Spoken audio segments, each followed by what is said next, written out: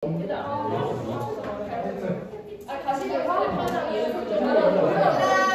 어느 정도 정리가 됐을까? 큰일 났다. 진짜 큰일 났다.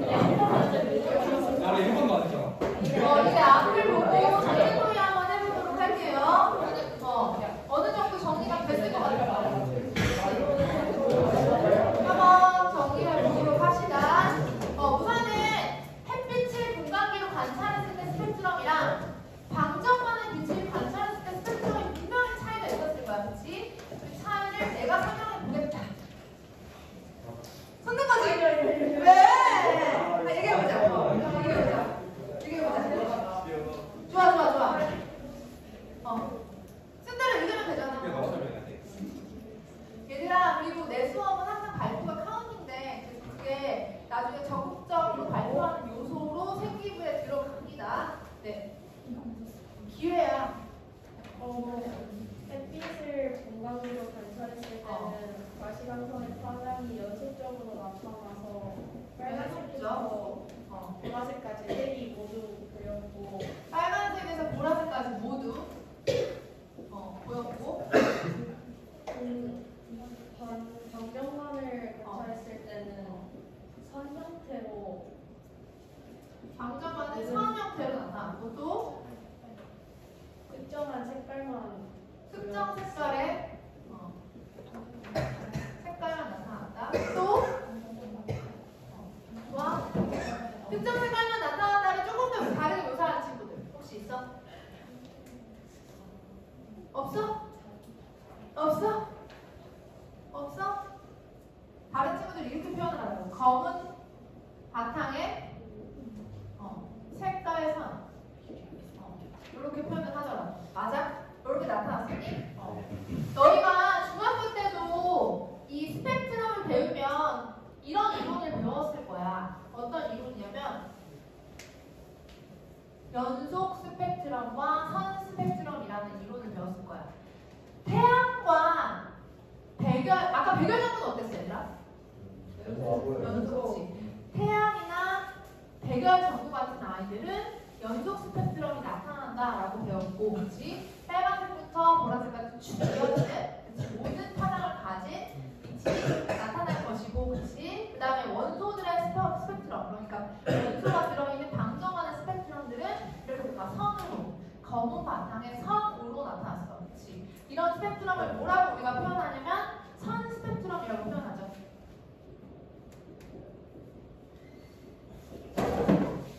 근데 선 스펙트럼은 방금 본 것처럼 빛이 방출하는 걸 관찰하는 경우에 방출 스펙트럼과 조금 이따가 배울 흡수 스펙트럼으로 나뉩니다. 그래서 이 두 스펙트럼을 전부 다 선 모양이라고 해서 선 스펙트럼이라고 이야기하고요. 교과서에서는 방출 스펙트럼이 선 스펙트럼으로 표시가 되어 있습니다. 교과서마다 달라 약간.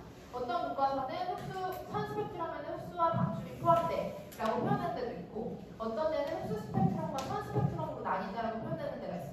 정확하게는 선 스펙트럼이 흡수와 방출 스펙트럼으로 나뉜다는 게 조금 더 명확한 것 같습니다. 그렇게 진행해 주세요.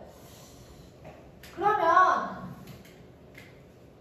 두 번째 문제 한번 풀어보도록 할게요. 관찰한 스펙트럼을 통해서 여러 원소의 스펙트럼을 설명해 보자. 교과서 25페이지 그림 참고했었죠? 그렇죠? 이걸 바탕으로 한번 특징들을 얘기해보세요. 누가 해볼까? 좋아요. 아주 좋아요. 원소마다 나타나는 형태 위치랑 원소마다 위치, 또 색이랑 색, 빛이랑 굵기가 달랐다.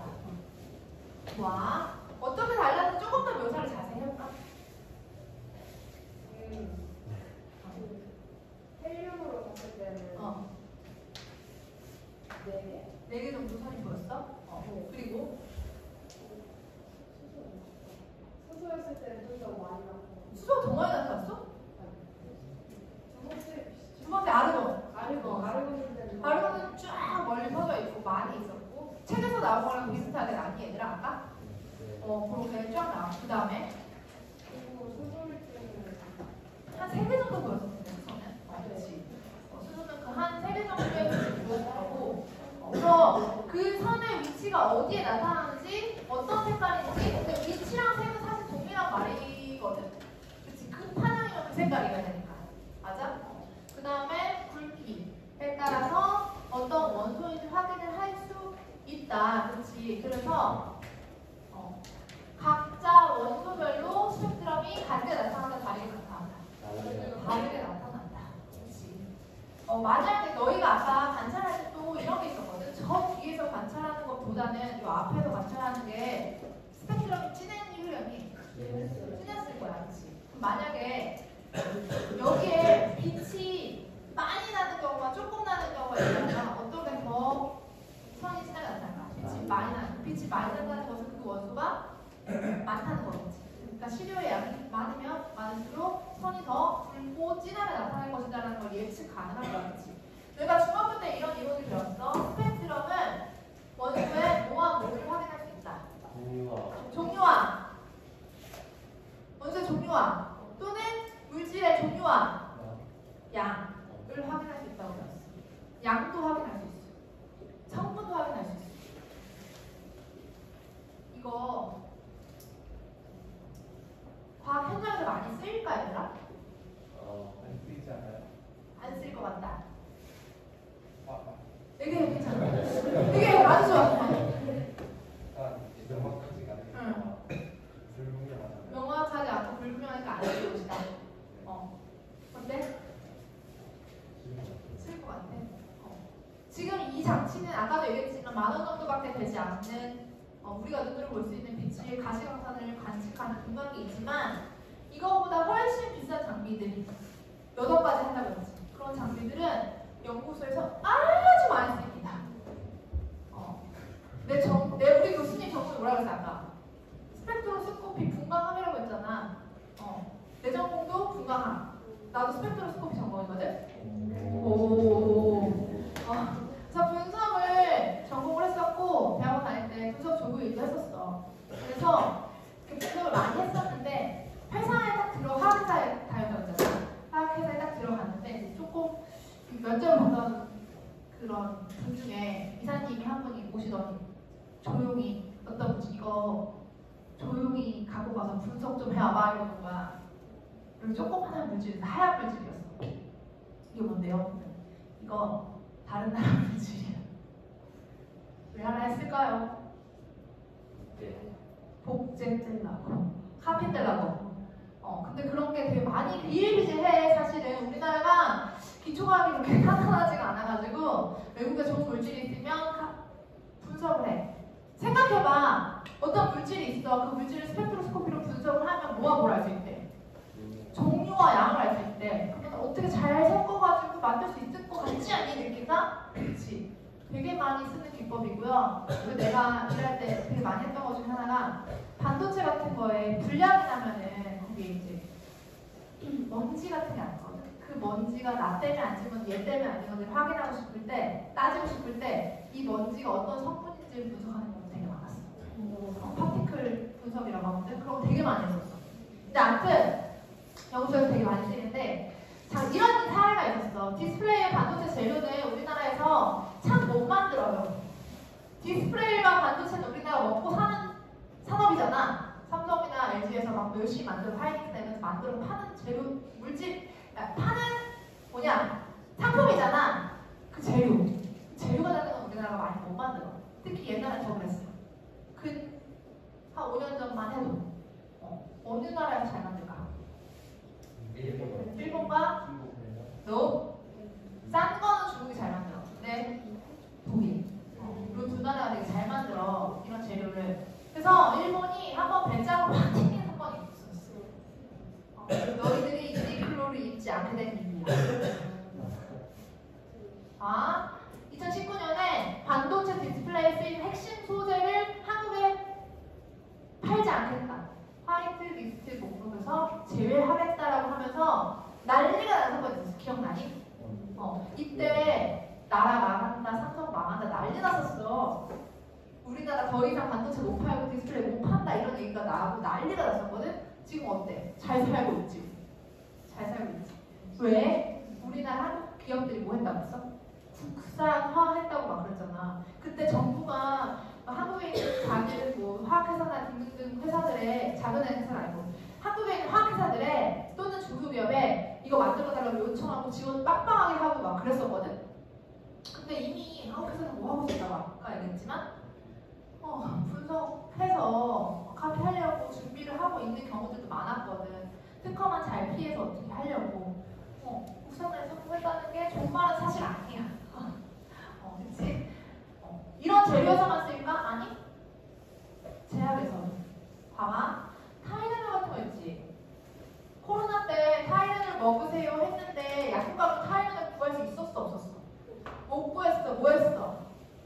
이거 타이레놀이랑 성분 되게 똑같은데 이거 드세요 하면서 한국 약들 줬지. 한미약품을 비롯해서 많은 제약회사들이 이걸 줬단 말이야. 사실 타이레놀 같이 제약의 특허 아니 그냥 특허는 20년이에요. 20년. 근데 20년이 딱 지나자마자 다른 회사에서 만들어서 팔 수 있거든. 그럼 우리나라 회사는 어떨까? 20년이 되는 날만 기다려. 제품 준비를 완료한 뒤 분석 필요한 경우는 분석도 하고 또는 특허에 있는 경우 특허를 보면서 완료를 한 다음에 팔기 20년이 되는 그 날만 기다리다 출시를 다 해버렸지. 조금 슬픈 얘기긴 하지만 이런 경우도 많다. 너희들이 미래에 열심히 연구하고 공부해서 이러지 않고 직접 원천 기술이라고 들어봤니? 원천 기술을 개발할 수 있는 나라가 되기를 희망합니다. 알겠죠? 나는 스펙트로스코피 이런 데 쓰이고요. 그리고 내가 어떤 물질을 만들었어. 예를 들어서 원천 기술을 개발했어. 근데 내가 원하는 물질인지 아닌지도 확인하자.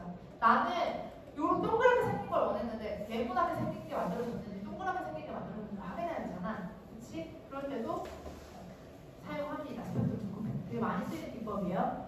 그러다 보니까 물리에서도 스펙트럼이 나오고요. 화학에서도 스펙트럼이 나오고요. 지구과학에서도 스펙트럼이 나와요. 지구과학에서는 우주 연구할 때 쓰이죠. 스펙트럼이.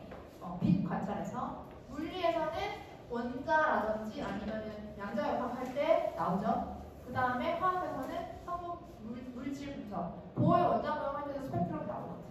그치? 그래서 이런 것들 생각하시고 지금 중요한 거 하고 있구나 생각하시면 되겠습니다. 다시 돌아가서 산 스펙트럼의 모양을 보고 어떤 기체가 빛을 발광할 때 그 구성 원소 성분을 알 수 있을까야. 여기 고온의 기체라고 했지만 고온의 기체보다는 고에너지의 기체가 저는 더 적합하다고 생각합니다. 지금 봐봐. 여기 보면은 우리가 방정관에 빛을 나게 할 때 열을 때려 넣니 에너지를 때려 넣니 전기 에너지를 때려 넣는다. 열을 넣는다기보다는 그치? 그래서 에너지를 때려 넣는다가 더 적합하고요. 고온의 기체 우주상에서는 온도가 너무 높으면 빛이 나게 하겠지. 그치? 에너지가 높으니까. 그래서 아무튼 이렇게 빛이 나는 기체가 있을 때 프리즘을 통과하면 스펙트럼을 관찰할 수 있습니까? 있죠? 근데 얘가 뭔지를 어떻게 확인하는지 아니라 비교해서 모아. 니네가 알고 있는 원소와 내가 수소가 있는데 수소의 방정관에서 그런 빛이 나왔어. 근데 봤더니 제가 수소 그거랑 똑같은 스펙트럼을 갖고 있어. 그러면 비교해서 얘가 수소구나라고 예측할 수 있지. 그래서 꼭 레퍼런스, 참고 자료가 필요합니다. 내가 기존에 알고 있는 자료와 대비해서 찾아내는 거지. 맞니? 스펙트럼 분석하는 기법은 그렇고요. 그래서 스펙트럼의 모양은 원소마다 다르게 나타나기 때문에 얘네들을 비교해서 원소의 종류를 알아낼 수 있어요. 내가 알고 있는 걸 비교해서. 맞지? 그 다음 3번 세 번째. 그럼 우주 전역에는 어떤 원자의 선 스펙트럼이 관측될지 예상하고 빅뱅 우주론과 관련되어서 그 까닭을 설명해 보자라고 했습니다. 내가 해보겠다. 아무 말이나 집어넣어도 돼. 좋아. 좋아요. 수소가 많이 관측될 것 같아요. 수소가 많이 관측될 것이다. 좋아. 수소 얼마나? 수소만 나올까? 수소만? 헬륨? 얼마나?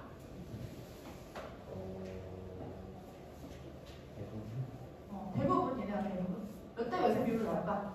질량비로 따지자면 3대 1의 질량비로 관측이 될 것이다 라고 예측이 가능하죠. 왜냐면 너희가 알다시피 우주의 성분은 수소 수소가 75%, 헬륨이 25%, 나머지 기타 2% 정도밖에 안 되는데 이 산소, 탄소, 기울기이 2% 정도밖에 안 되는 거잖아요. 대부분은 수소와 헬륨이니까. 그럼 여기 질문 하나 해볼게. 질문해볼게. 수소와 헬륨의 스펙트럼이 관측이 될 것 같아. 3대 1로. 그치? 겹쳐서 나타나는 따로 나타날까? 겹쳐서 나오겠죠. 겹쳐서 나오면 수소의 선이 진할까? 헬륨의 선이 진할까? 수소의 선이 진하겠지. 양이 많으니까. 얼마나? 3배의 질량 비로 많이 나타나겠죠. 그래서 겹쳐 나올 때 어떤 게 더 진하게 나오는지 확인해서 양도 확인할 수 있죠. 맞니? 그럼 한 개 더 질문해볼게.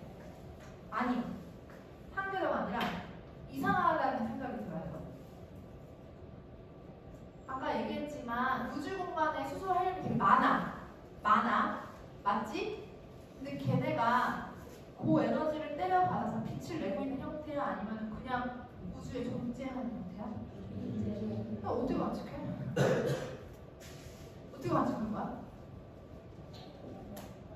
내가 한번 아이디어를 내보겠다. 직접 가서 어떻게 해? 직접 가면 걔가 빛이 나가? 에너지 때려 넣어주나? 혹시 병에 담아와서? 병에 담아서 방정만을 넣은 다음에 빛을 낸다? 그것도 방법이긴 할 텐데 그렇게까지 다 안 할 것 같아. 너무 멀어. 빛이 있는 항성 주변에서 그지 않을까요? 빛이 있는 항성 주변에서 맞는데 어떻게? 그냥 하면 죽을 것 같은데. 그냥 하면 좋을 것 같은데.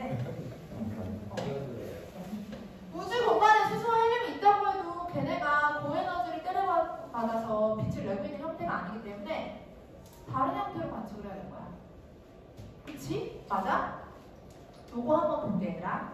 너네 요게 뭔지 혹시 아니? 성운. 무슨 말머리 성운 많이 들어봤지?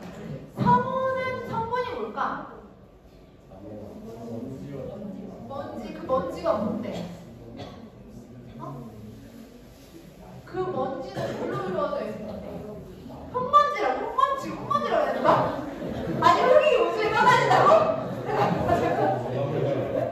아니 내가 잘못 들은 거지. 흙먼지는 아니겠지? 우주 공간에 되게 많은 뭔가 물질들이 있을 텐데 이 선단 물질들이라고 하지. 이 물질의 대부분은 뭘까? 가스 티클인데 뭘까? 성분이 뭘까? 당연히 수소랑 헬륨이지. 우주 공간에 뭐가 많대? 수소랑 헬륨이 98%라는데 얘는 당연히 98%겠지. 맞아? 근데 여기에 물질이 있다는 걸 너희가 어떻게 알아? 눈으로 보이니까 알지? 보이니까? 어떻게 보여? 왜 보여? 뒤에 빛이 오고 있는데 어떻게 되고 있어? 가려지. 이 가려진 빛은 여기 있는 물질에 흡수되거나 산란된 빛인 거야. 맞아? 빛이 오다가 막혀서 사라지니까 우리가 저기에 물질이 있구나라고 예측을 하는 거지. 이런 방식을 이용해. 봐.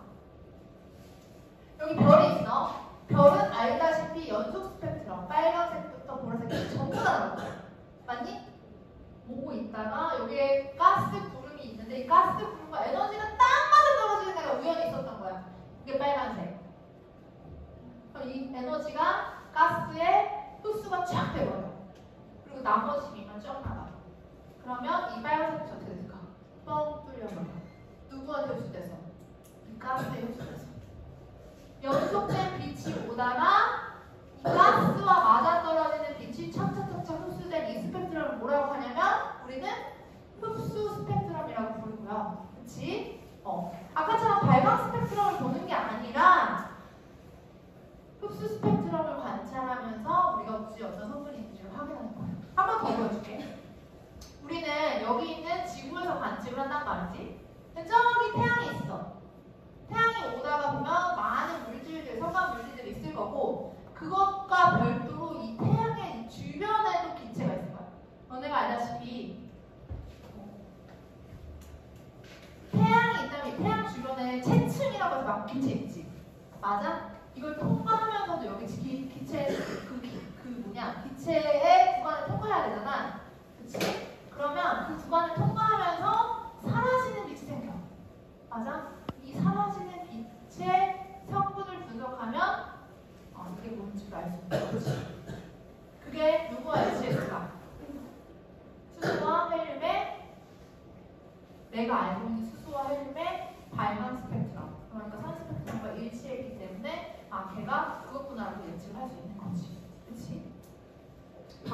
그러려면 있잖아 얘들아, 이 흡수 스펙트럼과 방출 스펙트럼의 그 위치가 어때야 되는지 아니? 같아야 돼. 항상 같을까요? 항상 같을까요? 위치가요? 항상 같을까요? 항상 같을까요? 온도를 때려 넣어도 같을까요? 에너지를 때려 넣어도 같을까요? 다를 것 같죠? 아니요, 같아요. 항상 같아요. 무조건 같아요. 무조건. 뭐 아무리 고에너지를 때려 넣어도 얘네가 에너지를 받아서 파장이 이동하고 그렇지? 아니, 무조건 같다고. 뭐로 설명하냐면 그걸 여기 보면 에너지 준이라는 개념을 설명합니다. 그래서 에너지 준이라는 개념을 도입할 거고요. 거기에 앞서서 3번 문제를 정리하고 갑시다. 3번 문제는 영상으로 한번 정리해 볼게요. 현재 우주에서 측정한 수소와 헬륨의 질량비도 이와 같습니다. Light coming from the stars, and we see the spectrum is essentially that of hydrogen, telling us that stars are mostly hydrogen. 태양처럼 빛을 내는 물질은 지문처럼 특유의 모양의 스펙트럼을 나타냅니다. 이 스펙트럼을 분석하면 구성 원소를 알 수 있죠. 그런데 별빛의 스펙트럼 선을 보면 대부분이 수소와 헬륨입니다. 조지 가모프가 예측한 수소와 헬륨의 질량비가 현재 우주에서도 같은 값으로 측정된 것입니다. 그의 계산이 옳았던 것이죠. 그래서 수소와 헬륨의 질량비는 빅뱅의 중요한 증거가 됩니다.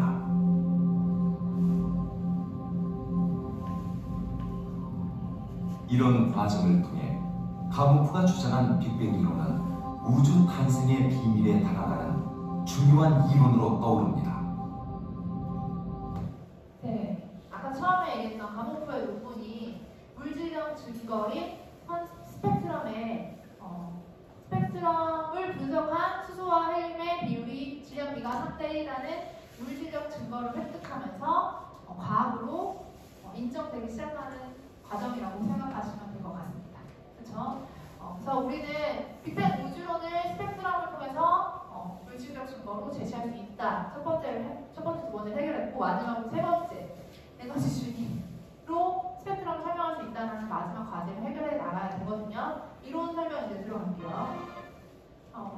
몇 가지 이론 정리하고 가겠습니다. 교과서에 있는 내용 정리야. 보시면 여성 스펙트럼 햇빛이나 전구 같은 데 나온다. 알지? 그 다음에 여기 산 스펙트럼이라고 나오는데 검은 바탕에 잘 보면 이건 정확하게 무슨 스펙트럼 얘기하는 거지? 방출 스펙트럼 얘기하는 거지. 교과서가 약간 이게 혼동하게 쓰여져 있어.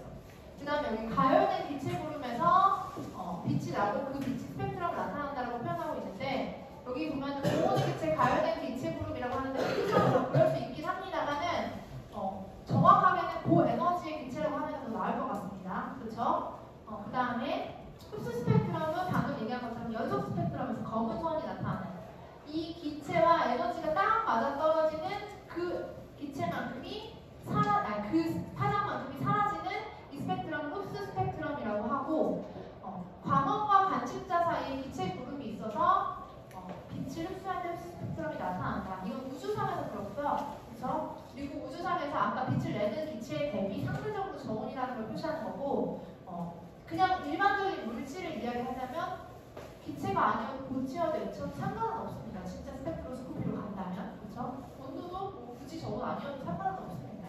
어떤 물질이 있다면 얘와 에너지가 맞아떨어지면 흡수되겠죠? 이건 넘어갈게요. 그래서 결론적으로 빅뱅 우주론에서 예측한 내용은 물질의 스펙트럼 분석 결과와 일치했다. 첫 번째. 그 다음에 스펙트럼에는 연속 스펙트럼과 선 스펙트럼이 있다가 내용이 되겠습니다. 마지막으로 이제부터 에너지 준이 들어가겠습니다.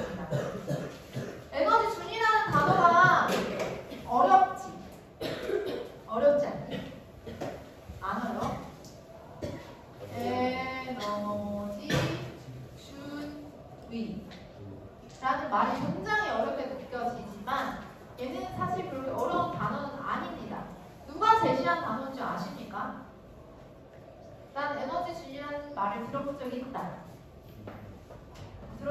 누가 제시했지? 그러면 맞다. 너네가 알만한 사람이거든?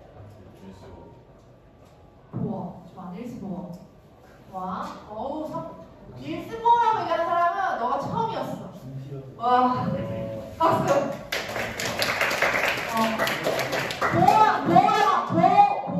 이러면 애들 뭐라고 하잖아? 보이냐 보이! 이러고 하잖아. 닐스 보어라고 정확하게 얘기하면 처음이었어. 보어라는 사람이 원자 모형을 제시하면서 만들어낸 단어라고 생각하시면 되겠고요. 너희가 보어의 원자 모형을 모르냐? 아니, 중학교 때 매번 썼던 모형이 보어의 원자 모형이야. 보어의 원자 모형이 잠깐 설명을 할게요. 수소와 원자 핵이 있다면 그 주변을 전자들이 돌고 있다. 맞아? 만약에 3번이면은 하나, 둘, 세 번이면 첫 번째 전자 껍질을 두 개, 두 번째 껍질에 한 개가 있다는 거. 너희 열심히 배웠잖아. 전자 껍질이라는 걸 배우기 시작했지, 그치? 이게 보어의 원자 모형이거든? 그러니까 전자가 이렇게 있을 때 전자가 존재할 수 있는 껍질이 있다. 그리고 그 껍질마다 이걸 쉘이라고 표현하고 이 껍질마다 가질 수 있는 에너지 값이 존재한다. 에너지 값. 그걸 에너지 준위라고 표현하는데 에너지 준위는 영어로 되게 심플한 단어입니다. 혹시 뭔지 아니에요? 에너지 레벨. 포지션 아니고 에너지 레벨. 되게 쉬운 단어지. 에너지 값이란 뜻이야. 여러분 예를 들어서 여기서 에너지 값이 100이라면 여기 에너지 값이 200이라면 에너지는 100인 곳, 200인 곳만 갈 수 있어. 전자는 에너지가 100인 곳, 200인 곳만 갈 수 있어. 라고 이야기한 게 닐스 보어였거든. 이걸 제시한 이유는 내가 잠깐만 간단하게 설명해볼게. 전자가 있고 원자핵이 있어. 이야. 전자가 있고 원자핵이 있어. 너가 대답해. 얘네 둘은 붙으려고 할까? 떨어지려고 할까? 붙으려고 해. 왜? 무슨 힘 때문에? 크게. 전자기적 인력 때문에 붙으려고 할 거야? 문제가 있지. 얘네가 붙었어. 만약에 어떤 상황이 벌어질까요? 얘가 소금만큼 작아지겠지. 엄청 큰 문제야, 얘들아. 이것만이 사라지는 문제라고. 엄청 큰 문제야. 내가 예전에 개기들이 된 게, 여기 이 사라지는 문제가 벌어져. 큰일 나. 그러니까 여기 더 이상 가지 못하는 뭔가 장벽이 있어야 돼. 그걸 에너지 준위라고 정해버렸어. 닐스 보어가 이 원자 모형을 설정할 때 두 가지 가설을 제시했거든. 첫 번째 가설은 에너지 준위야. 에너지 준위. 그러니까 전자들이 존재할 수 있는 에너지 값은 정해져 있어. 여기 못 가. 여기 못 가라고 얘기했어. 이게 첫 번째 가설이야. 두 번째 가설은 뭐냐면 에너지 준위를 그러니까 전자 껍질을 왔다 갔다 할 수 있다. 얘가 이쪽으로 갈 수 있다 없다. 있어. 있을 수 있는 존재의 준위라면 갈 수 있다. 돌아갈 수도 있다. 전자 껍질을 이동할 수 있는데 에너지 준위가 낮은 곳에서 높은 곳으로 이동을 하려면 또는 높은 곳에서 낮은 곳으로 이동을 하려면 여기가 에너지 값이 100이야. 여기가 200이야. 어떻게 되냐 에너지 값을? 흡수해야겠지. 전자가 에너지를 가져가야겠지. 예를 들어볼게. 이거 조금 쉬운 예로 바꿔볼게 얘들아. 플러스 마이너스도 인력이고 자석도 인력이지. 맞아? 여기 N극의 자석이 있고 S극의 자석이 있어.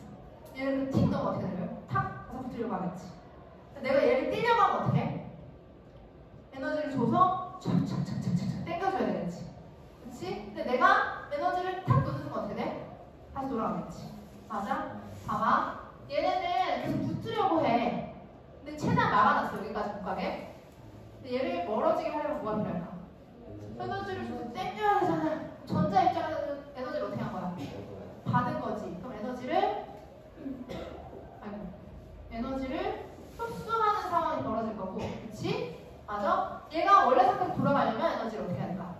버려야 되겠지. 에너지를 방출하는 상황이 벌어질 거야. 근데 이 에너지 형태가 어떤 형태냐면 빛의 형태야.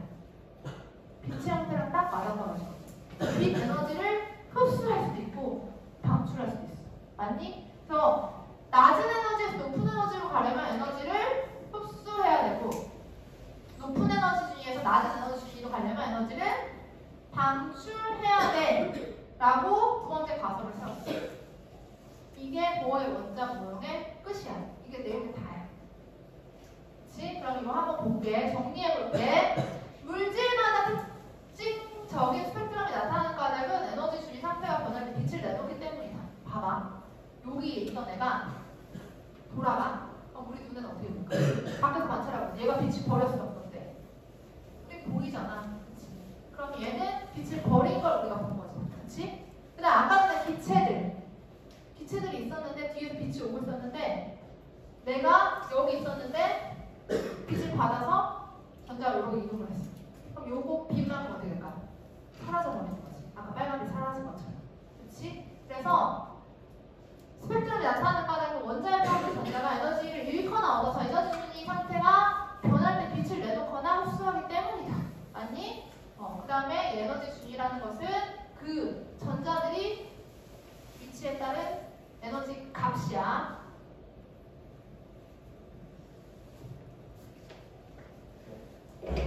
볼게. 원자 속의 전자는 특정한 거리의 위치에만 존재할 수 있어. 1번 가설이지. 그리고 그 특정한 위치마다 에너지 값을 가져. 그 에너지 값을 뭐라고 한다? 에너지 준위라고 해. 그 다음에 낮은 에너지 준위에서 높은 에너지 준위로 가려면 빛을 어떻게 돼? 흡수해야 돼. 맞아? 그 다음에 높은 에너지 준위에서 낮은 에너지 준위로 가려면 빛을 방출해야 돼. 끝입니다. 끝입니다. 그럼 질문해 애들이. 선생님 얘는요 그 에너지를 때려 넣었다면서요. 근데 왜 빛을 방출해요?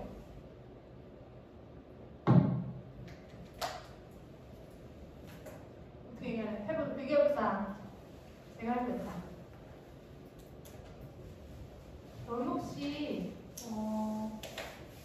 혹시 화학을 먼저 해본 친구들은 전자들이 제일 안쪽에 있으려고 한다고 배웠니? 바깥쪽에 있으려고 한다고 배웠니?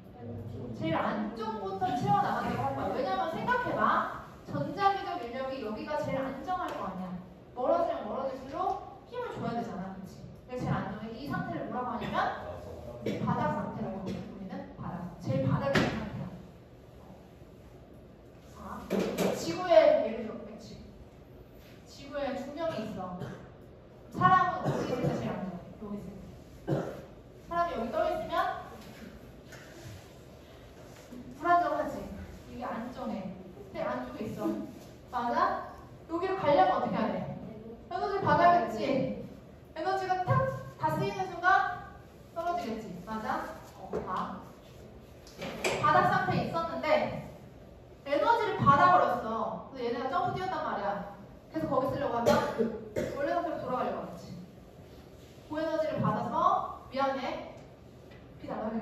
고에너지를 받아서 점프 뛴 다음에 원래 상태로 픽 가. 그럼 뭐 될까? 빛이 나겠지. 계속 점프 뛰게 만드는 거야. 이해돼요? 그래서 빛이 계속 나가게 하는 장치라고 생각하면 돼. 이해돼요? 너희가 중학교 때 위치 에너지라는 개념을 배웠을 거야. 여기가 위치 에너지가 여기가 기준점이라고 한다면 여기 위치 에너지가 여기고 여기 위치 에너지가 세 개잖아. 맞니? 요것도 여기를 기준점으로 보고 이제부터 위치 에너지가 생겨. 준위라는 말이 그 위치의 위치 에너지 값 이런 말이야. 그래서 그렇게 어려우게 붙인 건 약간 이유가 있긴 해. 위치 에너지로 설명을 하고 싶어서 그렇게 붙인 건데 사실은 에너지 레벨이라는 되게 쉬운 단어다라고 알고 계시면 되겠습니다. 괜찮죠? 어렵지 않죠? 여기까지가 이론이고요. 뒤로 넘겨서 문제 한번 풀어볼게요. 그래 맞아. 잠깐만 요거 해야 된다. 미안해. 그래서 에너지 준위값은 그 원소 수소라면 에너지 준위값은 바뀐다 안 바뀐다? 고유한 값이 에너지 준위값은 고유한 값이라 절대 바뀌지 않아. 온도를 때려 넣든 에너지를 때려 넣든 어쨌든 바뀌지 않아. 그럼 여기 사이 간격이 바뀔 일이 있을까 없을까? 없지. 예를 들어서 흡수할 때 100을 흡수할 거고 방출할 때 100을 방출할 거야. 아무리 에너지를 많이 줘도 요거와 맞는 것만 흡수하거나 방출할 거야. 여기서 빨간 빛만큼 에너지를 흡수했어. 빨간 빛만큼 방출하겠지. 그 차이가 그만큼입니다. 에너지 값이. 이건 절대 바뀌지 않는다. 에너지 준위도 설명이 가능하다. 이해됩니까? 그래서 문제는 되게 쉬워요. 이거는 기본 문제니까.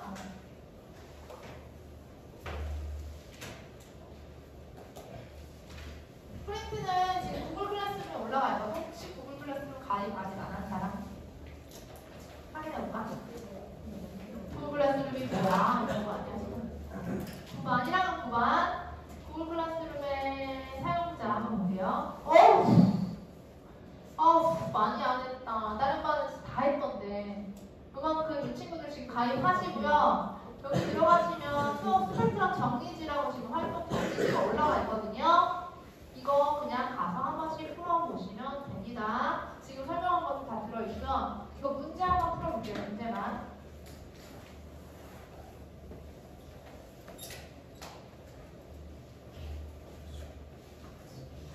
여기 A에서 D 중에 이 별을 구성하고 있는 원소만 있는 대로 고른 것은 별은 사실 연속 스펙트럼이 나올 텐데 아까 얘기했지만 별 주변에 있는 대기 성분이 스펙트럼으로 흡수 스펙트럼으로 나타날 수 있다 얘기했었지, 그렇지? 그리고 아까 전에 얘기한 것처럼 여러 개의 원소가 있다면 그 여러 개의 원소는 어떻게 된다? 겹쳐져 나온다, 그렇지? 답은 A, C, D일 거야. 문제 자체는 되게 쉬운데 이것의 의미를 파악하는 건 굉장히 어려워요. 그렇죠? 내 시험 문제 어려운 이유가 뭘까? 그런 의미들을 물어보니까 어렵지. 되게 그런 수업 시간 한 내용들이 문제에 나와. 굉장히 하려면 그 내용을 정말 이해하는 사람들이 풀 수 있게. 쉽게 내기도 하고 한두 문제만 그래야 돼. 한두 문제. 그 한두 문제가 다른 거지 뭐 사실 1등도 뭐. 안 그래? 그다음 요거 가는 흡수 스펙트럼 맞고 나가는 선 스펙트럼 중에서 방출이고 가는 수소가 나온 기체물을 흡수한 거겠지. 얘는 수소라고 했으니까. 그 다음에 나의 스펙트럼보다 고온에서 바로 바뀌지. 고온에서 이렇게 물질이 바뀌어버린다? 아니지. 절대 아니지. 그 다음에 물질마다 에너지를 정해져 있기 때문에 나타난다. 완전 맞죠? 다음. 여기까지 스펙트럼 이론 정리 끝났습니다. 활동지는 얘들아 제출을 할 건데 선생님 스캔서를 올려줄 거거든. 중요한 건 손 들고 발표할 사람의 이름에 공부라고 그러지. 손 들고 발표하지. 손 들고 발표하지. 손 들고 발표하지. 그래서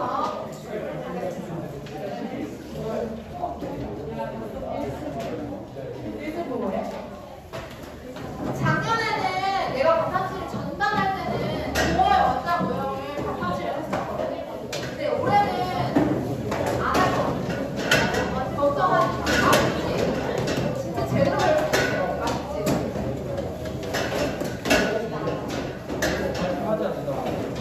야, 너가 한 번도 발표에 포함되지 않아?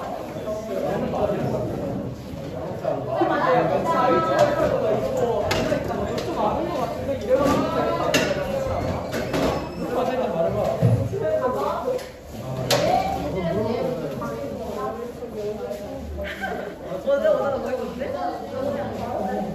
책 들고 왔는데 그 자체 하는